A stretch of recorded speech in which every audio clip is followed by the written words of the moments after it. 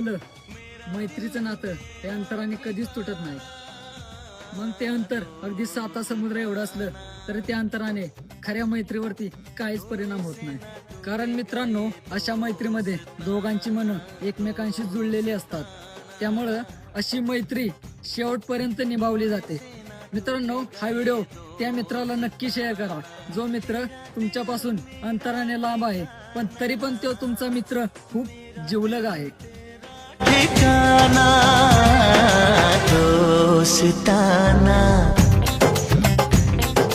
थोड़े से ना टूटेगा ये दोस्ताना दोस्ताना